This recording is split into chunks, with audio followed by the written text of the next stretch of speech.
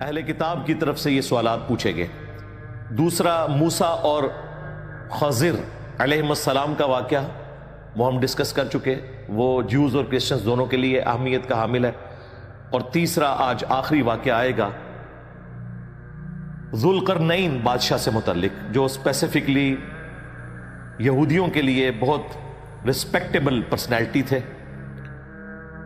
ہمارے جو پرانے مفسرین ہیں انہیں اس بادشاہ سے متعلق صحیح علم نہیں تھا، یعنی آج سے 150 سال پہلے تک جب تک کہ ذوالقرنین بادشاہ کا مجسمہ دریافت نہیں ہوا تھا ایران سے، اس وقت تک کسی کو نہیں پتا تھا کہ یہ ذوالقرنین بادشاہ کون ہے۔ بعض پرانے لوگوں نے اسکندر اعظم کو ذوالقرنین ڈکلیئر کر دیا کیونکہ وہ بھی قبل از مسیح تھا، لیکن اس کا تو کوئی کردار موحدانہ ہے ہی نہیں تھا، وہ تو مشرک تھا۔ اس کے علاوہ بھی چند مختلف بادشاہوں کے حوالے سے لوگوں نے لکھا، لیکن کسی کو ڈیفینیٹلی نہیں پتا تھا۔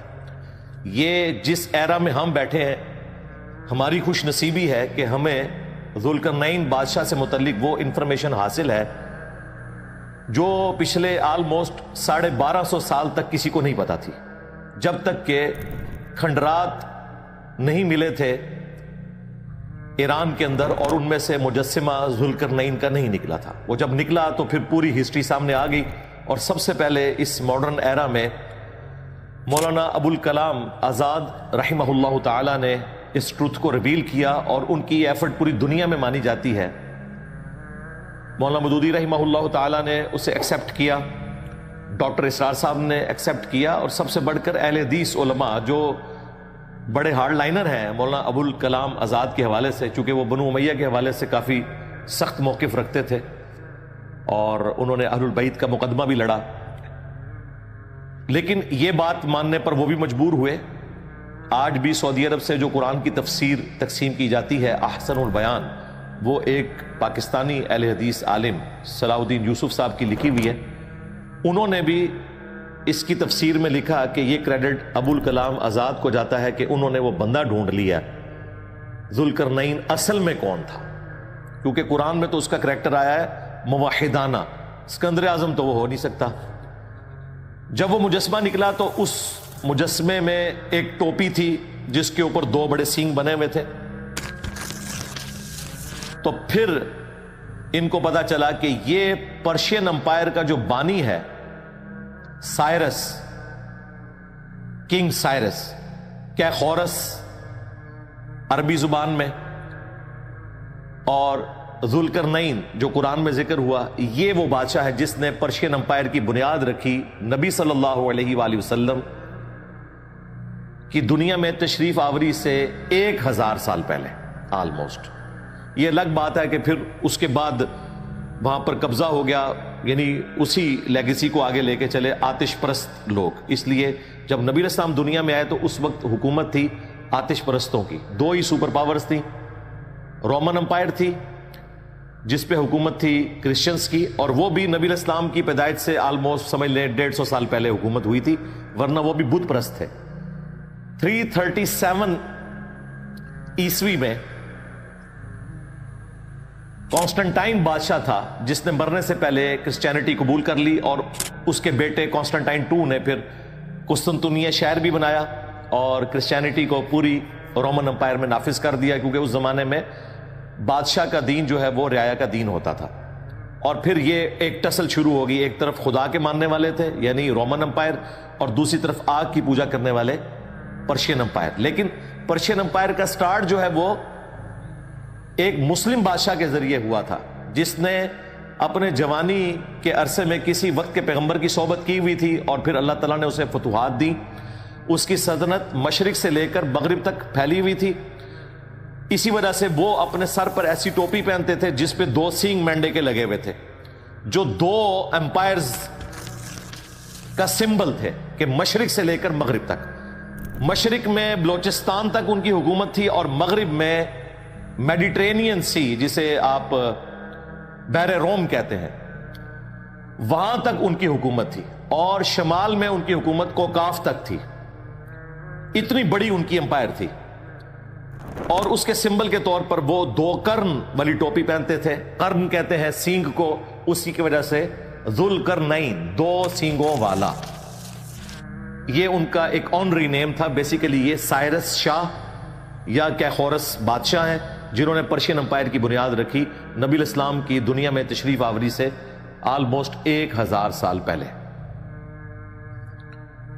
تو یہ وہ بادشاہ ہے جس کی وجہ سے یہودیوں کو ایک نفع ملا. اور وہ نفع کیسے ملا؟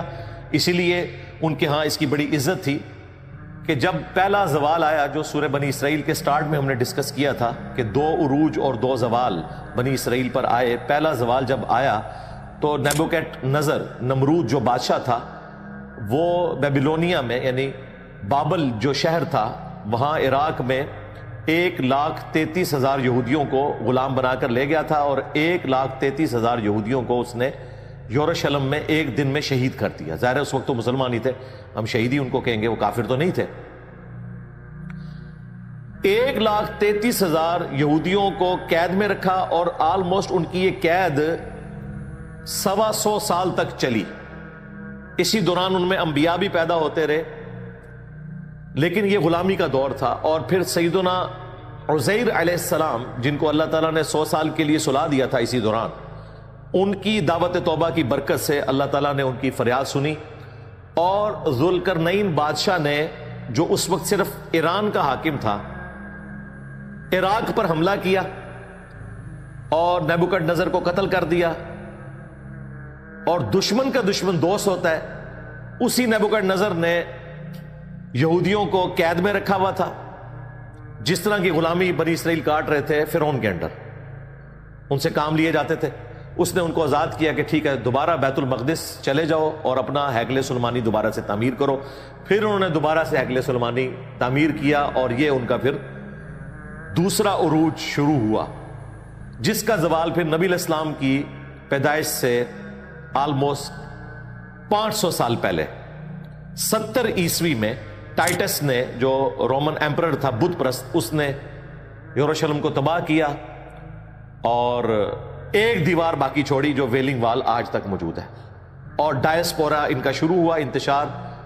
1917 میں ان کو بالفور ڈکلیریشن ملی ورلڈ وار 1 کے بعد, اور پھر ورلڈ وار 2 کے بعد تو یورپ نے اپنے گناہوں کو دھونے کے لیے مسلمانوں پہ ان کو مسلط کر دیا اور فلسطین کا علاقہ دے دیا, اور آج اسرائیل کی ریاست قائم ہو چکی ہے. ورنہ ان پہ بڑا مشکل وقت تاریخ میں رہا ہے.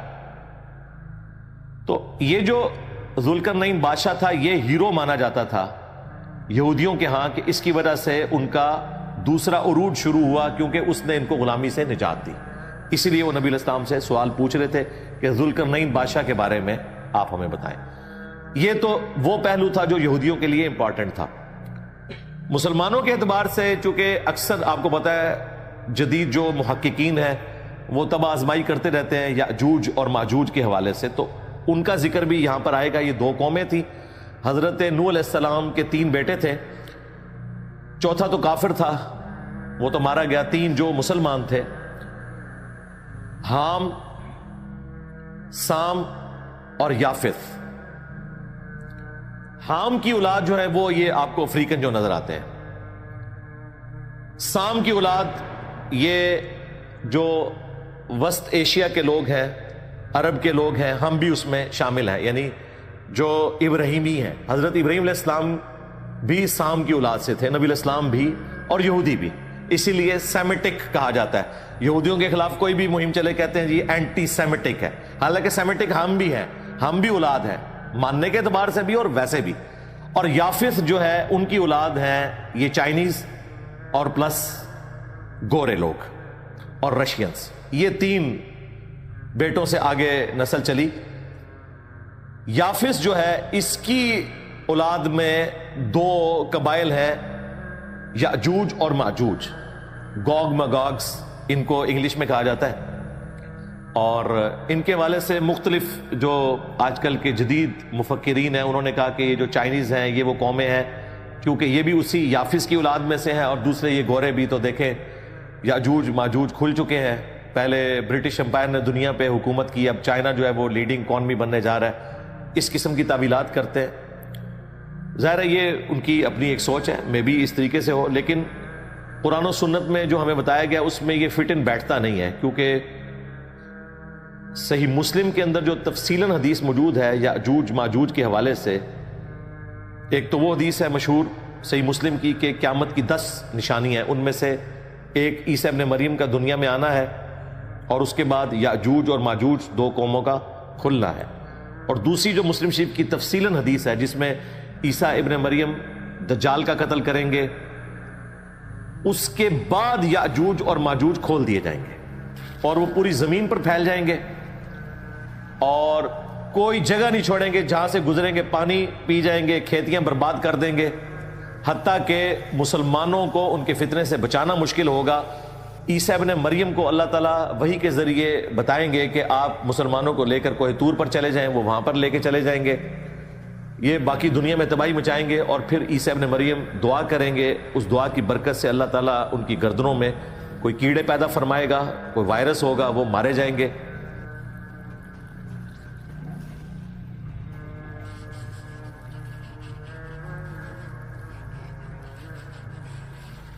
اور پھر ان کی لاشوں سے زمین بھر جائے گی، پھر اللہ تعالیٰ کی طرف سے غیبی پرندے آئیں گے جو ان کی لاشوں کو اٹھا کر لے جائیں گے، اور ان کے جو تیر ہیں وہ 7 سال تک مسلمان ایندھن کے طور پر استعمال کریں گے۔ یہ صحیح مسلم میں پوری تفصیلاً حدیث موجود ہے۔ اس سے تو یہ لگتا ہے کہ یہ قوم جو ہے وہ دجال کے قتل کے بعد کھولی جائے گی۔